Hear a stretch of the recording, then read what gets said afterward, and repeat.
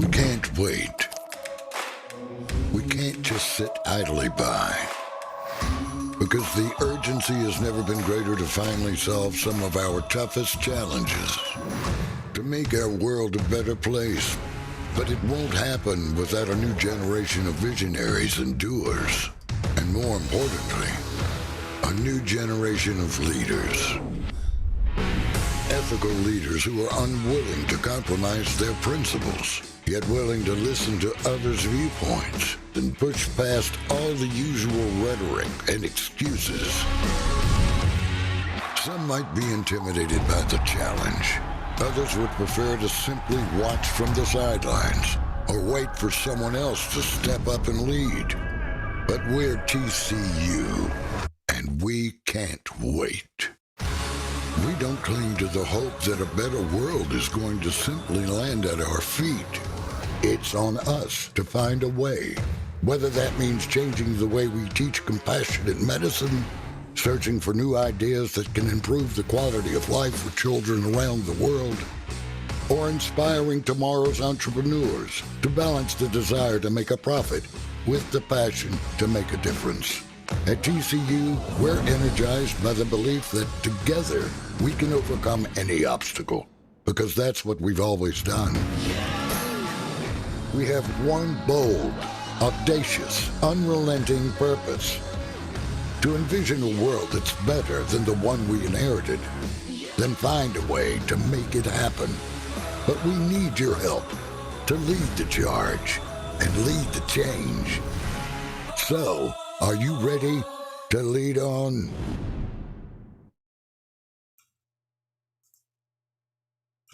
Wow.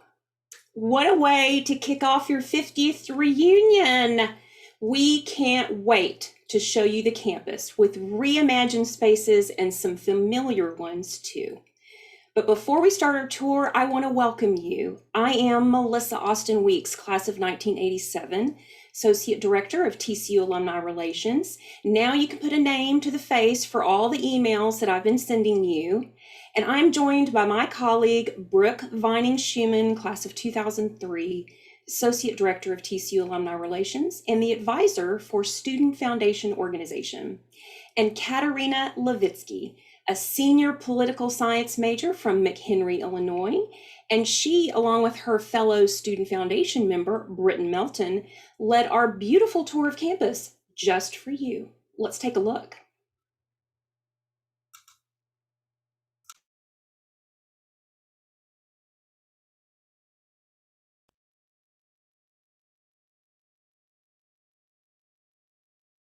Welcome back, class of 1970 and 1971. Hope you have a great reunion, and go Frogs.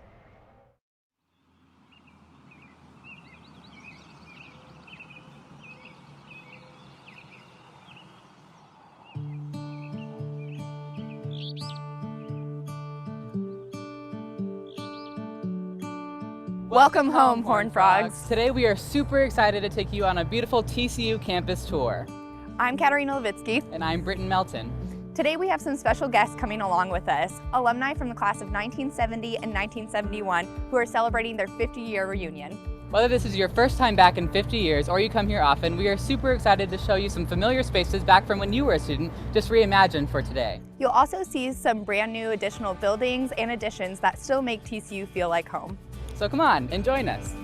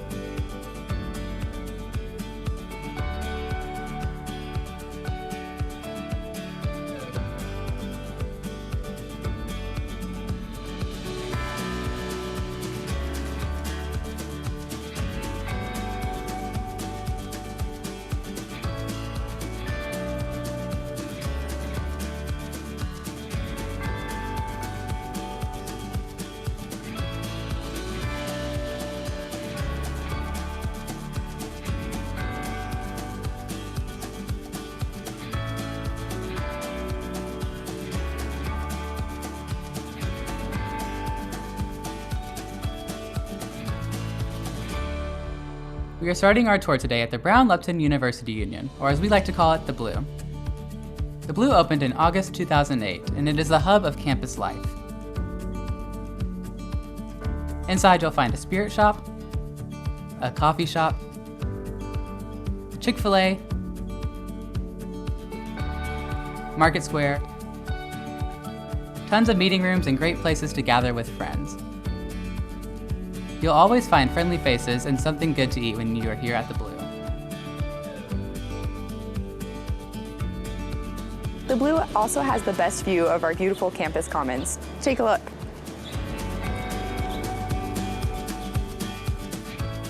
The Campus Commons is a place for all students to gather.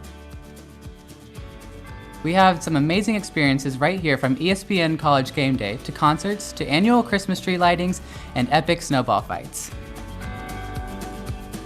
It's also a great place to meet some friends and to study on the lawn or toss a frisbee. There's always something going on here at the TCU Campus Commons. I'm sure you'll all recognize this campus icon, Frog Fountain. Frog Fountain remains a beloved spot on campus for all Horned Frogs since it was installed in 1969. The fountain was renovated in 2008, but still has its original charm and beauty, with each of its 4 lotus petals representing the classes at TCU, from a first-year student all the way to a senior. Water flows from the senior class all the way down to the first-year students, then back up to the seniors after it reaches the bottom of the fountain, representing our close-knit TCU community. We are now standing on the steps of what used to be the Brown-Lupton Student Center overlooking Stadium Drive. The view has changed quite a bit over the years. These steps now lead us to Scarborough Hall, home of the Adirond College of Liberal Arts and the John V. Roach Honors College. Now we're going to show you one of our newest icons here at TCU, and a great tradition for us Horned Frogs. This beautiful Horned Frog statue was commissioned in 1984 by the Student House of Representatives and crafted by a proud Horned Frog parent.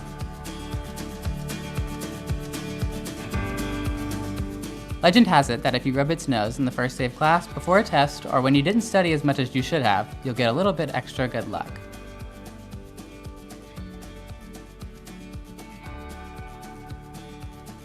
You may not recognize it, but welcome back to the Mary Couts Burnett Library. The library originally opened in 1925 and was most recently renovated in 2014 to include the bistro and a state-of-the-art technology throughout the building.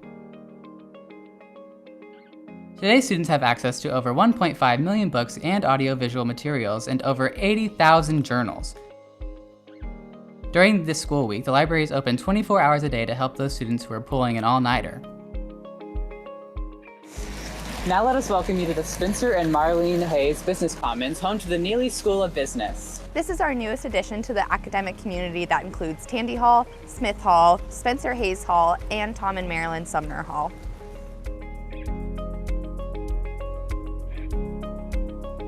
This stunning building is the newest fine arts building, home to the School of Music. Inside, you will find the 700-seat state-of-the-art Van Cliburn Concert Hall, which hosts outstanding musical performances to be enjoyed by the TCU students and the Fort Worth community.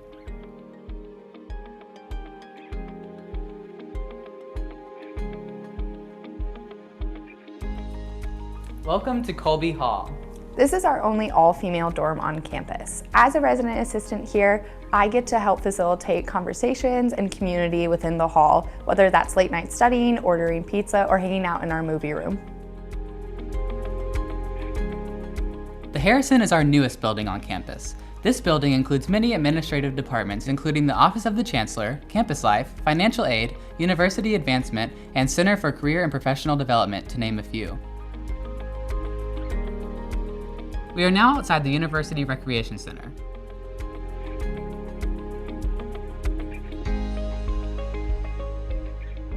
This state-of-the-art facility includes a rock climbing wall,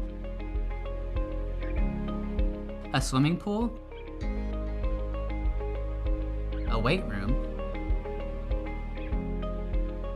an indoor track, racquetball courts, a natatorium, yoga studios, and of course a cafe to refuel you after you work out.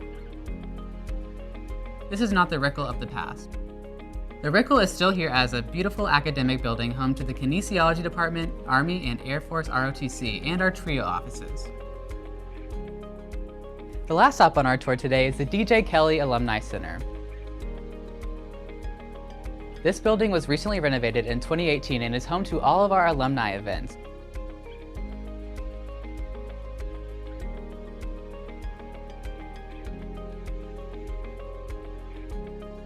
We hope to see you here real soon. Thank you for coming on our tour today, and remember one thing, go Frogs!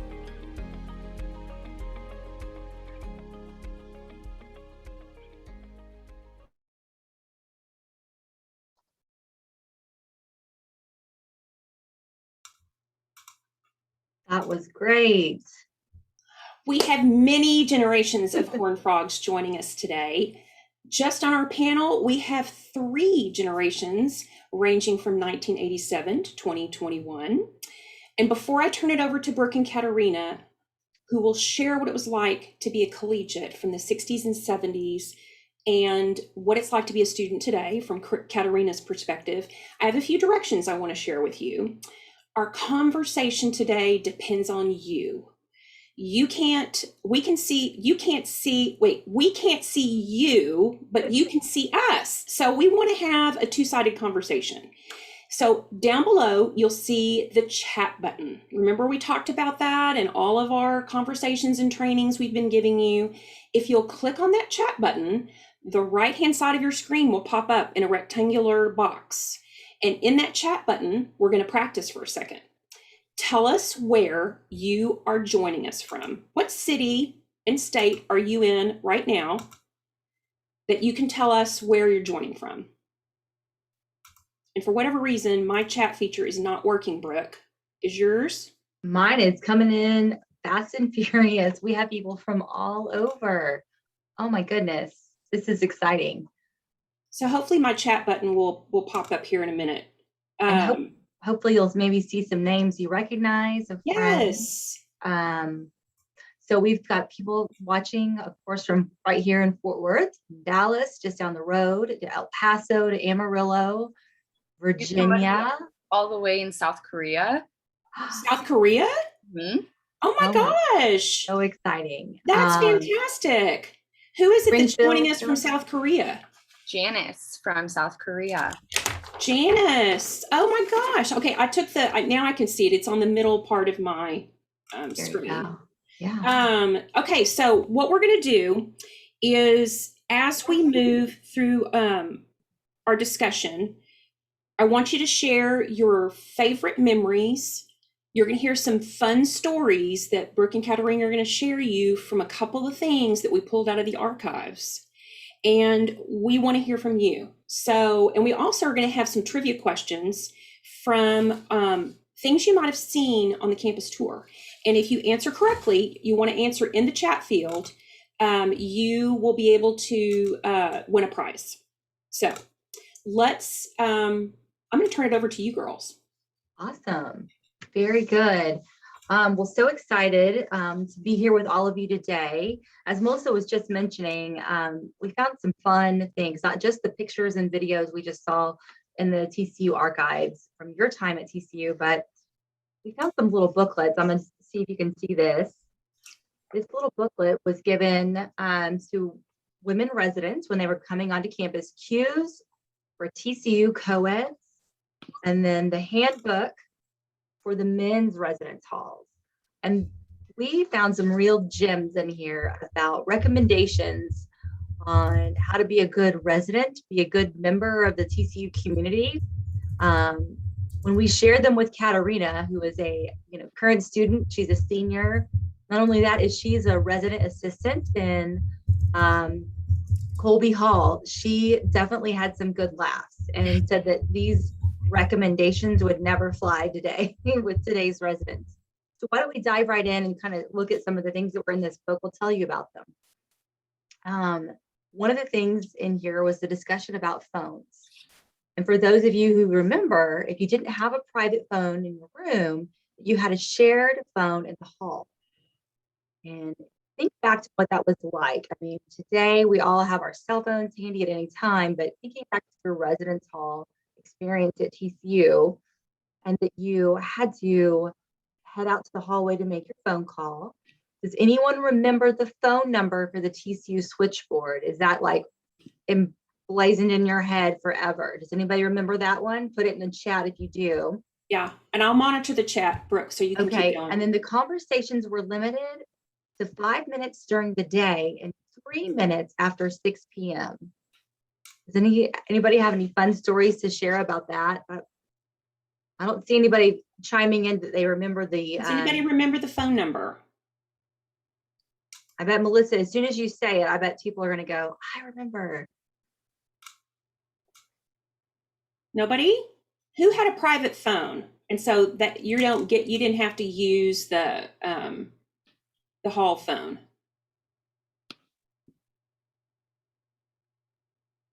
We all had phones in our room. Okay, all right. When calling in, we had to quickly ask a question or give a message. We had to wait in line to use the Colby number. Okay, so some people said, I don't remember anybody having their own phone. It said in the booklet that a few people did. So okay, maybe that was kind of maybe a different availability depending on the residence hall. Maybe they didn't have it maybe wired. so. Yeah. So Katarina, tell us what it's like now as a student, because it was different for Melissa and I as well when we were living on campus. So Yeah. Yeah, absolutely. It's similar to when you just walk around outside, you see people with these little, obviously their iPhones in their hands all the time. There's no waiting in line. There's no having to chip in for one. Everybody has unlimited access to their family, and my mom has unlimited access to me, which she really enjoys. So absolutely. So this says messages were taken by house mothers in a card posted on the bulletin board. Oh, and someone said Sue Monk Kidd, later famous, and we're going to talk about Sue Monk Kidd later, frequently had her name Monk on the bulletin board at Jarvis because she was at Harris Hospital as a nursing student. Okay. All right. So Brooke, why don't you share everybody the phone number? And I bet you're going to have an avalanche of people who are going to be like, oh my gosh. So the TCU switchboard number was Walnut 62461. Does anybody remember that in their head? It said Liz Tyler said 2 of us shared a phone, local calls only, and it was $10 a month. I wish my cell phone bill was $10 a month. If I had to call my parents, I had to wait to do it before 6 a.m. because the rates went up. Thank you, Jeremy, for sharing that. I forgot about it. I know I had a landline in my room and it was rotary dial.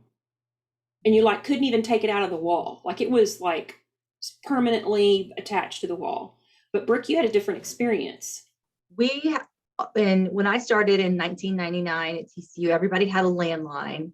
But what was really new and to me very space age was we were all getting email addresses. And maybe that was just, I was behind the times and everybody else already had an email address. But I remember when I came to orientation, I don't know what this says about me, but I made little business cards to share my new email address and my landline and my residence hall, and in case I met a new friend and I said, oh, well, here's my phone number. And so that was my little tidbit about who I was as a first year student coming to orientation and going to frog camp. So Sally Hewell Brown from Longview said her number was 926-2461. Does anybody remember their TCU phone number? Jeremy Main says, I put a 10-foot cord on my phone so I could walk around with it. That was smart. That was really smart. Love it. All right. Well, those are fun. Great with the phone stories. Okay. One of the other sections in these little booklets was talking about caring for your dorm room. And in the book, it says, the care of your room is your responsibility. You are responsible for number 1, yourself, cleaning your surroundings, your neighbor for a pleasant environment, and number 3, your school for the preservation of TCU's traditionally high standards. Your room will be checked and graded each week. A grade of A indicates that the floor has been swept, clothes and books are in place, beds are made, waste baskets are empty, wash basins are clean, and the general appearance is good. Frequent low grades of your room checks could result in a disciplinary action. So Katerina, right off the bat, tell us as a RA today, as a resident assistant today, do you think everybody in Colby Hall would pass the check? I do not think that everybody in Colby Hall would pass the check. I do think all of my residents would pass the check though, because I've taught them really well and they're all incredibly good girls. So my residents would, but I cannot say the same for the rest of the hall. I will say that TCU, though we don't have this in place anymore, people aren't checking rooms, there aren't grades, TCU does still have incredibly high standards, and our housing and residents' life is ranked really high in the nation. So we do still have those standards, but it's not so rigid anymore.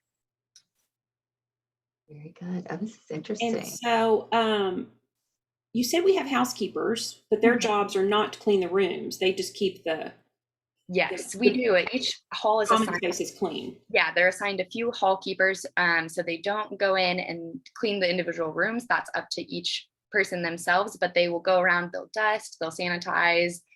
They do a really wonderful job of keeping our common spaces and our bathrooms clean, especially in Colby. We have community bathrooms, and so that's really important. They clean them and they're so kind. Mm-hmm. So Bill, said, yeah, I love what Bill has to share. Thank you for being honest, Bill. He said he lived in a fraternity dorm and no one checked our rooms.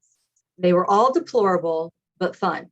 Bill, Thank you for being honest. Not much has changed with the fraternity dorms to this day. I've been in a couple visiting friends and it sounds like they were pretty much the same. Our RA was, so Stephen Smith says, our RA was afraid of all of us. We were in Milton Daniel and we were athletes and he was a grad student. Oh. So they were probably big. They were probably big and he was maybe small. And does anybody, at the end, when it was time to clean out your dorm to move away, did you find anything unrecognizable, like food wise? I hope not. Barbara, I like what you shared, that you don't remember getting checked on your room, but you cleaned your room when you knew your parents were coming to visit. I think that is still the standard. Yes. Oh, I have somebody coming to visit. Parents. Holy smokes, my parents are coming. Charlie Thompson says, who remembers Dean Neeb unannounced raids? I don't know what that means. So Charlie, you need to tell us what that means, because I don't know what an unannounced raid is and who Dean Neeb is. Oh, I like Linda's. Okay, a very 60s memory from Linda. She remembers picnicking between Tom Brown, Pete Wright, on the first really warm day in the spring, kind of like what's going on right now. Lots of folks sunbathing, playing frisbee. So all of that still happens. This next part, not as much. Playing the Doors and Agata Davida, and going full blast from the 3rd floor of Tom Brown. And maybe wow, that's a great actually setting. I love that. Wow. Thank you for sharing that one. That was great. Oh, those are great memories. You guys are doing good. Jeremy said he built bunk beds in his room so they could have more floor space in Tom Brown. We see a lot of, it's really interesting to see a lot of the girls in particular, their moms go all out to create rooms that look like the pages of a magazine. Yeah, we do have a few girls with mothers or fathers who are interior designers, and they frequently put their skills to the test when they move into Colby Hall. I can't say bunk beds are too common these days, not only in Colby, but just in general. We do have the ability to loft the beds, and so they're higher up. It's basically just the top bunk of a bed. A lot of people choose to do that, put maybe a couch underneath, but I can't say bunk beds are too often. They're definitely more fun though, I'd say. So Beta says she lived in Waits and there were 3 in a room that was just for 2 people, and they had to use water pipes for a closet. Oh my.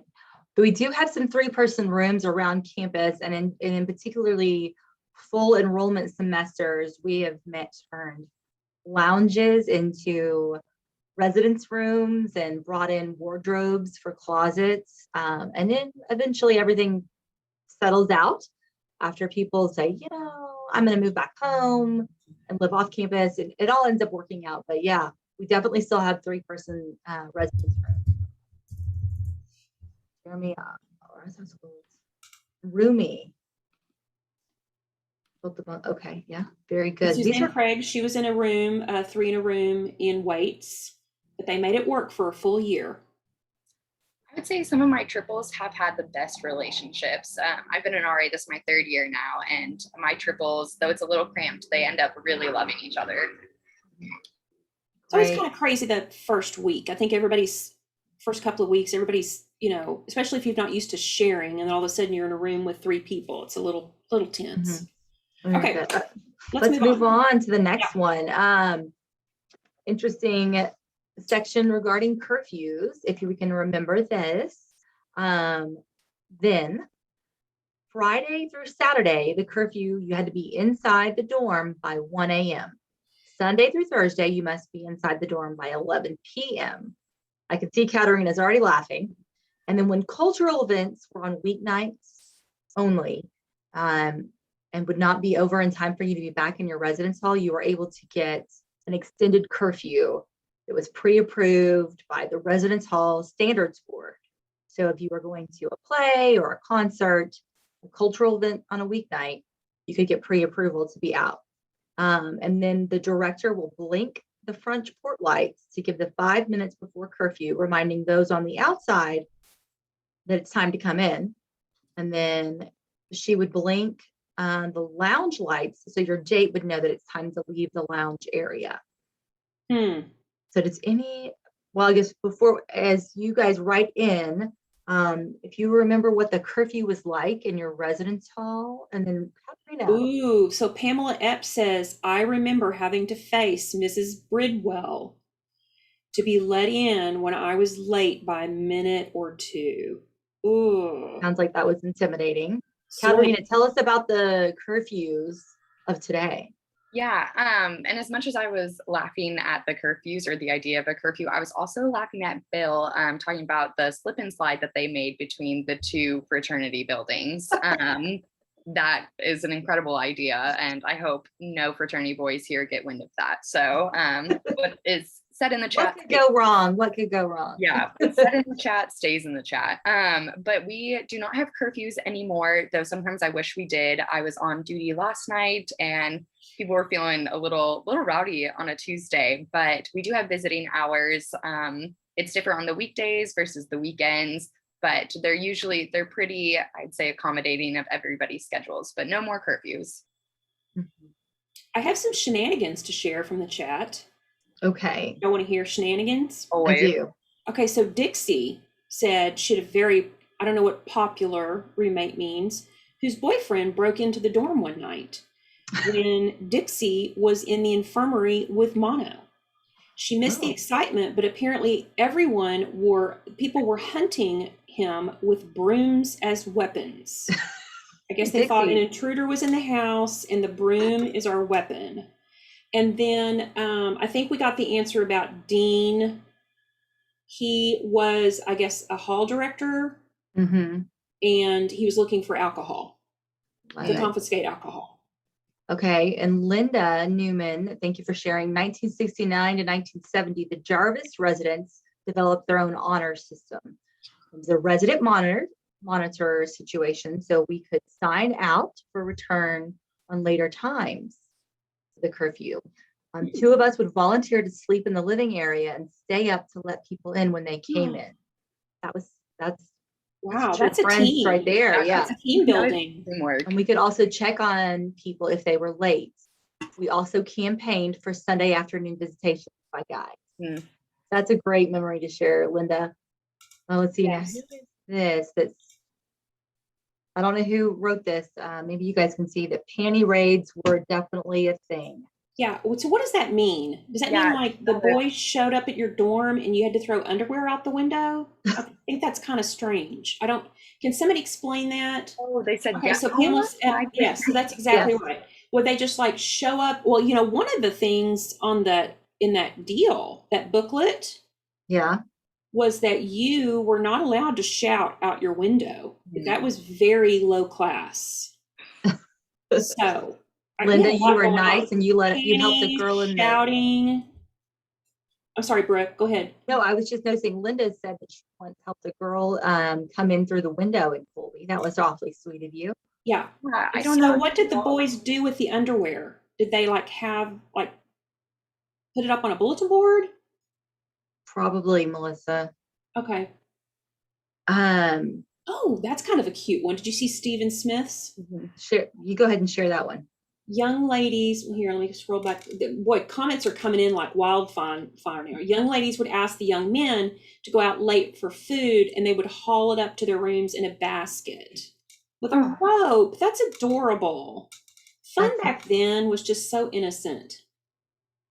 Oh, they would make a collection. A guy would have to weigh in on all the panties they collected. They were trophies. Okay. Okay. I can honestly say that does not happen today. Okay. Let's that we know of. Yeah, that I know. let's say that's a good. I think I'm in the know. I will say though, we are sometimes have troubles with people sneaking in through the windows. So I don't know if y'all's children or your grandchildren are going here, but I could see that where they got it from, obviously. Okay. Okay. And, you know, Beta learned said it best. Fun is fun. Yes. Oh, Sam gave us the whole rating system. Oh, okay. On the underwear? Yeah. Okay. Maybe that's for another Maybe moment. for another time, but thank Yeah. you, Sam. Yeah. Gosh, these are so great. Ted shared as a senior, the Tom Brown residential living experience moved into Jarvis for a year. And it was that dorm hall where we watched the draft lottery to learn if we might be drafted into Vietnam. Oh, wow. What a memory. Yeah. I mean, that was a very pivotal moment, life-changing moment. No kidding. And Okay. someone, yeah. Yeah. Well, let's move on because we could go on these stories. You guys, these are so great. I know. And we are recording this, everyone, and we will send out the links so y'all can rewatch these and look at the chat. I love it. Okay. So speaking of residence halls, we're going to do a quick trivia question to kind of interrupt our programming. So think back to the residence hall that we saw on the tour that Britton and Katarina showed us. Write in the chat, which residence hall did we take a peek inside? And the first person who does is going to win a prize that we'll mail to you next week. Oh, Donna Burke Mills. Yeah, so I think Sheila Thayer was the first. Oh, Sheila. Right? Okay. Was it? I think it's right. We'll check the transcript. But yeah. Good job. It was Colby Hall, which is where Katarina lives today. Yay! The Colby Cuties. Right? Yes. Is that the name? Yes, Colby Cuties, and then there's also the hand sign, 2 C's. Okay. Mm-hmm. It is Sheila Thayer. Sheila Thayer won the prize. Colby is still our only all-female residence hall on campus. It is the only residence hall on campus that is a single gender residence hall. Mm-hmm. All of our other residence halls, including Milton Daniel, is a co-ed facility, and they're co-ed by halls or wings. When I attended TCU as a first-year student in the fall of 1999, I lived in Shirley. I was a Shirley girly. And Milton Daniel was all mostly freshman men, and there were 2 fraternities in the wings. And it smelled, well, I'm sorry, like a men's locker room. Today, it is our honors residence hall, and it is gorgeous. And it doesn't smell like a men's locker room anymore, I will say. But those are little fun facts about how residence life has completely changed. Speaking of residence hall, I'm going back to our little books. There were residence hall manners that were suggestions. So after the closing hour, the residence hall must be completely quiet so all students may sleep. We've already learned from Katarina that it's not the case today. Do not make unnecessary noise, such as loud talking or laughter. Do not shout or run in the halls or stairways. Do not play radios, TVs, record players, or musical instruments so they disturb your neighbors. And do not play them after closing hours. And do not use trash chutes after curfew or early in the morning. I guess that would have made a lot of noise. And we don't have the trash chutes anymore. Do not use typewriters or electrical appliances in your room after closing hours. Do not take a tub or shower bath after closing hours. Do not appear in the halls or stairways unless you are properly clothed. Maintenance men must be about their business for repairs without embarrassment. I wonder what the deal was with not showering after quiet hours. I wonder if the pipes made noises. I don't know. I kind of remember it just being a noisy, I don't know. I'm sure that's not the case now, but. Well, Donna Burke Mill says she lived in the west wing of Colby as a freshman and was a sophomore sponsor in the same wing her sophomore year. Yeah. Okay. Which is probably what they have as a resident assistant now.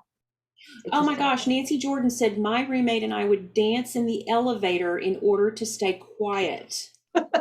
What were you dancing to, Nancy? Yeah. What was so important? Song. Did you have a song? Well, let's see. I guess you would have taken your transistor radio into the elevator with the batteries. Okay. Our hall was used as a slip and slide in Milton Daniel. Nancy said a transistor radio. Was it white? It was probably like, are there still community showers? Do all the students have bathrooms? Okay, that's a great question. Yeah. There are still community bathrooms and community showers. It's only in first year dorms. So Colby, Shirley, Foster, Waits, they all have, and Milton all have community bathrooms.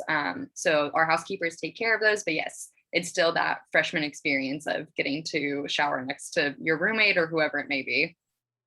Having to wear those shower shoes. Yes, the shower shoes. And your shower caddy that had all your stuff in it. Yes. Yeah. Did anybody want to share stories about how you got in trouble for being too loud after a quiet time? It sounds like that was a regular occurrence with Stephen Smith and Milton Daniel. Charlie Thompson, he sounds like he might have been a troublemaker because he keeps chiming in. He said, I missed it. It went right past me. Oh, it was bowling balls and Clark were used usually loud, as were beer cans falling down the metal back steps at Clark. Okay. Oh goodness, I love this. Okay, well let's move on and let's read the section about clothing, because the fashions at this time were at the height. And this is the one we get the most comment on whenever they come back for campus. Oh, Charlie was the president of their class. Oh, well, obviously that's why he was so fun. All right, Mr. President. Okay, this topic on clothing is where we've heard the most about this. Okay, as Melissa said. So, suggestions of attire for different outings. What was appropriate? I think somebody mentioned that you needed to wear gloves when going to church. But girls could not wear pants, jeans, or shorts unless they were attending a picnic.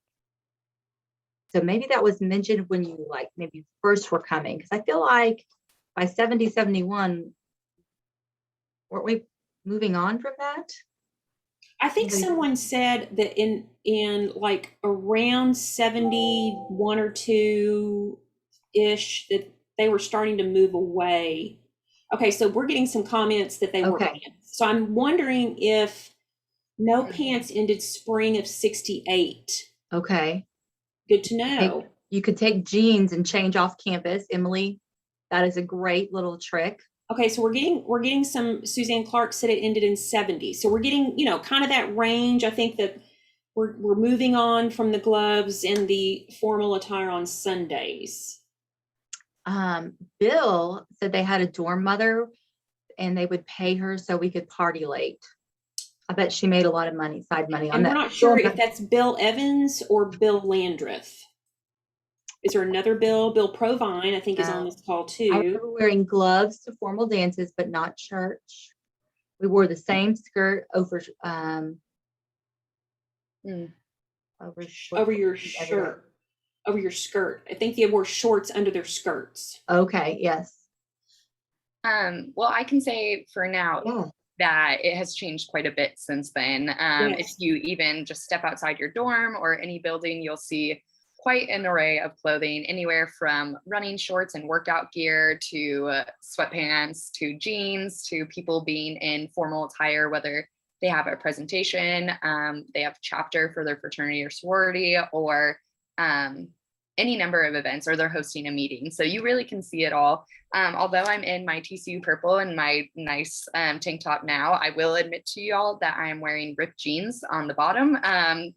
You guys didn't need to see it, and so I figured that was okay for today. But I will say, yes, there's a wide array of clothes, and it's really fun because you get to see everybody's styles really coming out. So we don't have any mandatory dress code, just probably no to limited nudity.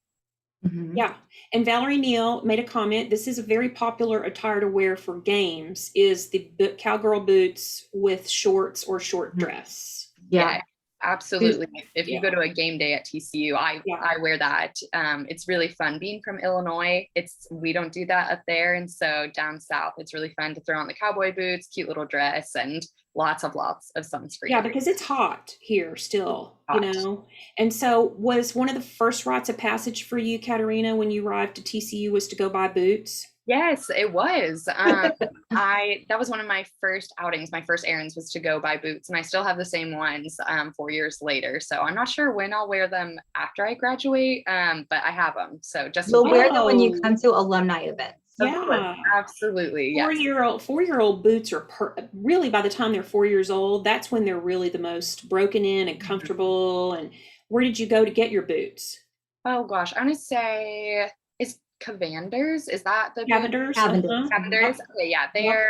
I think I went there. I looked in the stockyards. But yeah, I think that's where I ended up getting them from. Yeah. And Okay. today you can even get your special TCU boots right at the bookstore. Mhm. I want to share a couple of the comments in here because I love this. So Susan Beardholmes, she also mentioned dressing up at the games, and the guys would even wear jackets to the football games.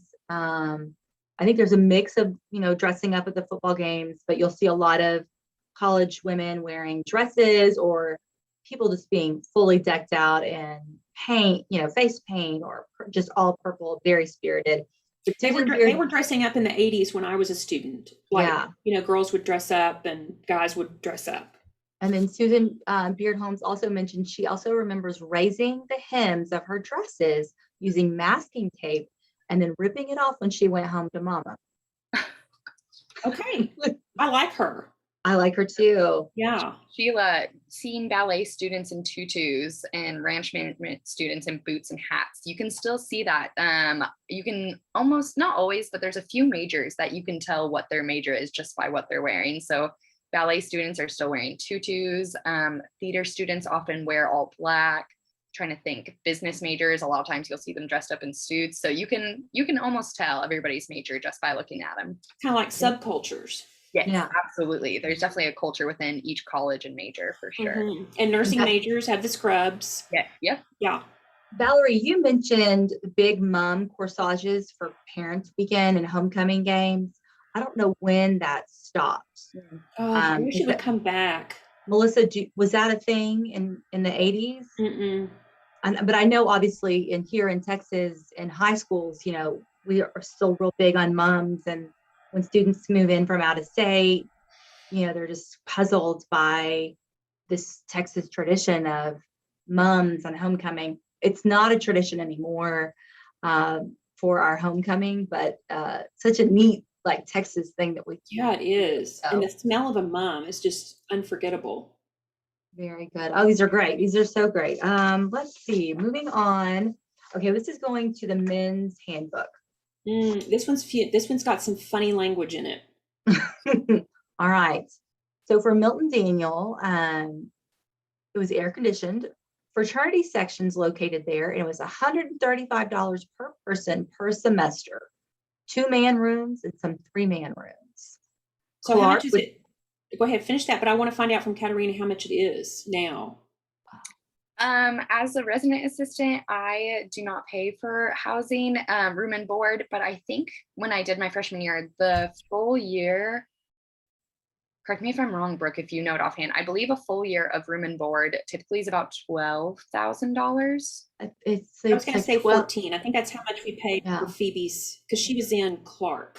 Okay. Yeah. I think it also depends on your food plan, doesn't it? It does. Yes. Yeah.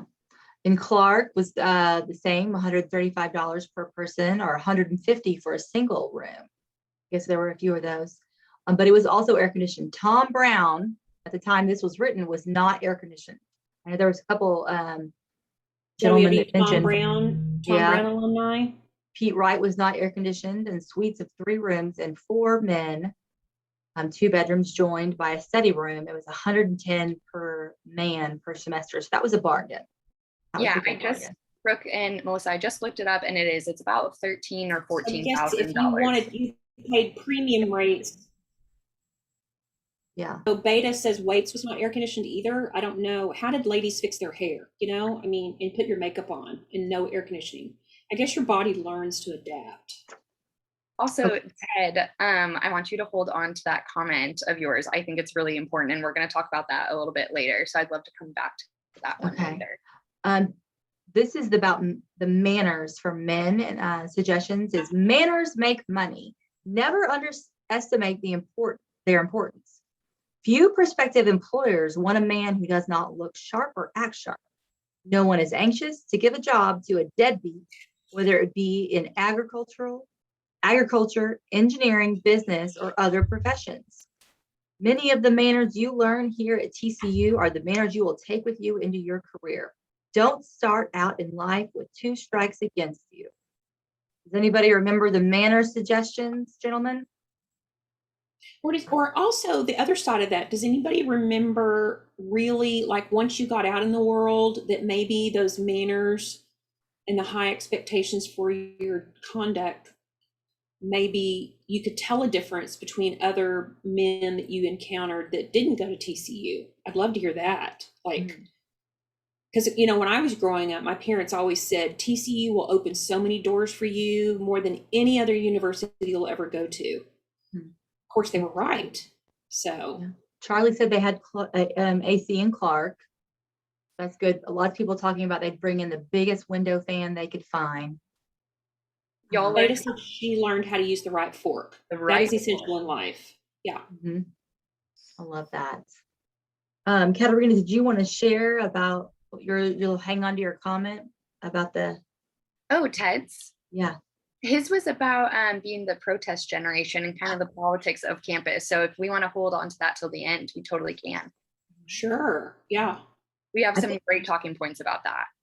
And someone else, why don't we go ahead and dive into that? Because somebody else mentioned protesting the construction of Frog Fountain. I'll roll up, and so you talk about Ted's comment. I'll see if I can find that one. Yeah, absolutely. So Ted, thank you for bringing that up, being the protest generation. And he said a few of us did our part to end the war with discrimination, worked with discrimination against women, perceiving all students as not fully mature.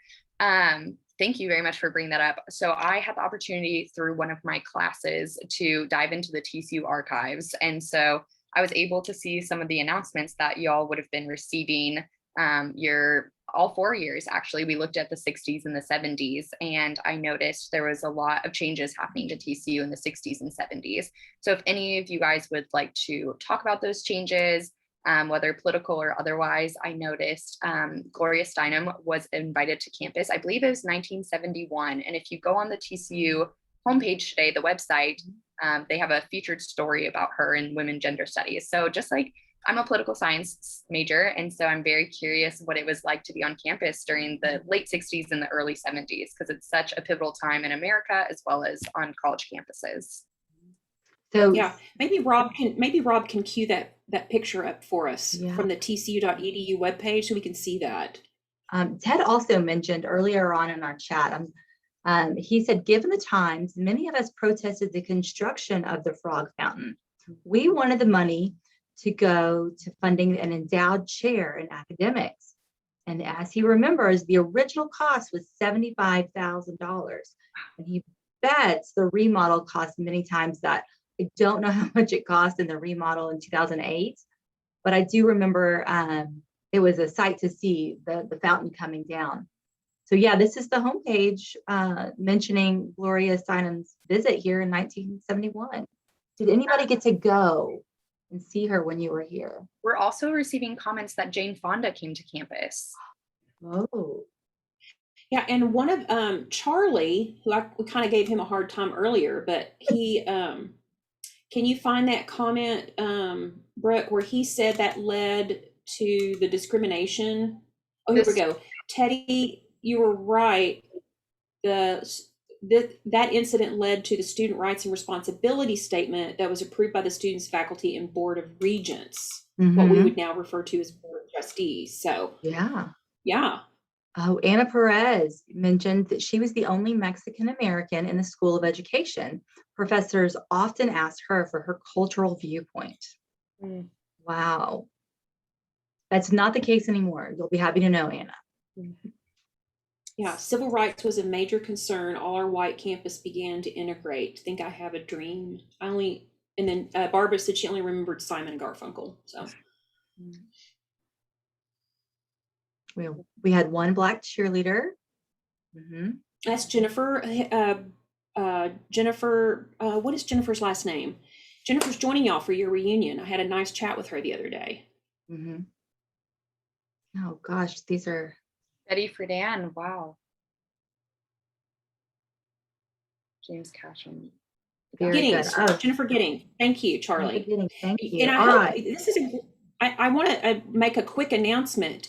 Y'all are bringing up a ton of 70s trivia, and we're actually going to be talking about that tonight. I was going to share this for the end, and I may repeat it because they say if you hear things 2 or 3 times, you'll remember it. But don't forget to join us tomorrow night at 7 p.m. Central. Click on the link that was in your email, and you can take part in the 70s trivia night. We did a dress rehearsal yesterday. It's going to be super fun. And remember some of these band names. Yes, Jennifer Giddings was your homecoming queen. Absolutely. Okay, so is there anything else that we want to cover? Well, speaking of trivia, I have a few more trivia questions. You guys are continuing to share great stories of things. And as Melissa mentioned, we're recording this and we're going to have this available for everyone to view later. Brooke, really quickly, I got a shout out from Susan, so I just want to acknowledge it about being a resident assistant. It is still a very big honor to be chosen. It's a really competitive process, but my mom, she went to TCU and she was also a resident assistant. So I've been following in her footsteps, but I just wanted to thank you for that, Susan. That's very nice. It's still a very big honor and I really do enjoy it. Yes, we're very proud of Katarina. I know her parents are. It's hard to believe that I met Katarina when she came in as a TCU student, and I know her mom was so excited. Katarina is one of 6 kids. She's the last in her family, and so they were so excited to finally have a horned frog follow in their family steps. So we're so excited. Okay, I have a few trivia questions for more prizes. In our campus tour, we mentioned what is the newest building on campus. If you could put that in the chat. Your guess. I can give a hint. Should I give a hint, Melissa, or wait? Oh, Yep. we're getting comments. Yes, we got it. I think it's Lincoln. We did, but I don't know where it was in the. Wow, we're getting just people. It's the Harrison. It's the Harrison building, the new administration building. Was it the music? We showed music too. Oh, we showed both of them. We'll check the records on that one. Okay, so here's the other question. This is hopefully this is an easy question for everyone because literally the answer is staring you in the face. How many lotus petals are on the controversial frog fountain? Here we go. There you go, you guys. Good job. Let's see. And then last but not least, this is one of the places that keeps our students fed on a regular basis. What is the only fast food restaurant on the TCU campus? We showed it in the Brown-Lupton University Union. Yep, we got it. Chick-fil-A. The students are there all the time. So that's all of the trivia questions I have. We'll go back. So we'll go back and look at the transcript, and then I will send you an email and let you know if you won, because those y'all were rapid fire. It's kind of hard for us to see who the first one was that won, but so we've got 4 prizes to send out, and I'm not sure which. I think the music building was finished after Harrison, so that's a little bit of a trick question. Okay. Well, yes, I like that. But you know, we could give two prizes. If somebody said Harrison and somebody said School of Music, I think I think that's worthy of 2 prizes. I want to share, this was a Yeah. fun memory. Ted also shared that Dr. James Cash, whom I played basketball with at TCU, became the associate dean of the Harvard Business School and served on many corporate boards. He was a class act on and off the court. And you're right. I just read an article about him recently. So yeah, definitely a class act. And Linda Newman said, my first use of a microwave was in the 1967 snack bar. I love it. Which now every dorm room comes with a microwave and a fridge combined. Mm-hmm. Where is the new admin building? Did you see that? It's at the corner of Bel Air. Well, it's actually not really at the corner. It's I'm trying to remember what was there. It's off of Berry. And It's kind of at Berry and University and Stadium, kind of nestled in there. Once upon a time, there were the Bel Air condominiums, and I think they were probably built in the 60s, but they're gone, and that's where the new admission building is. So it's just east of the admission building. Yes. Kind of northeast Mm-hmm. in that area. And they closed off that street. So now it's just pedestrian only. Yeah. So now it's just a 3-way stop sign instead of a 4-way death trap. So they used popcorn poppers to heat up food. Yes. That's very inventive. Yes. Yes. Okay, do we have, maybe we'll take a couple of questions and then we need to wrap it up. Yes, absolutely. Is there a central mail room? There is still a central mail room. It's in the Brown Lupton University Union, just as it was in the, I think it was it in Sadler Hall or the Student Center when, 1970s? It was in Sadler Hall when I was at TCU. I don't know where it was in the 70s. It was in Sadler when I was there too, in the basement. And so now it is in the Brown Lupton University Union. And I will tell you, in the days of ordering everything online, students are doing it just as much as I think we are. And so the package center, the package pickup for Amazon packages or care packages from homes is just as big. So the mailroom is just as important. So when did the Go Frog signal start? That's a good question. I think that might be late 70s, early 80s. Yeah, we could look at the answer on that one. But now it's And like a very integral part of the experience. You see it all the time. I give tours through TCU and I teach all my tour groups how to do it. And if you flash somebody a Go Frogs while you're on a tour, they'll usually flash it back. Yeah. Ooh. Do you want to show everybody how to do it in case they don't know? Yeah, of course. The way I teach my group is so you make a peace sign, which y'all being from the 70s, you're very familiar with, and then you just make it angry or fold it down just like this.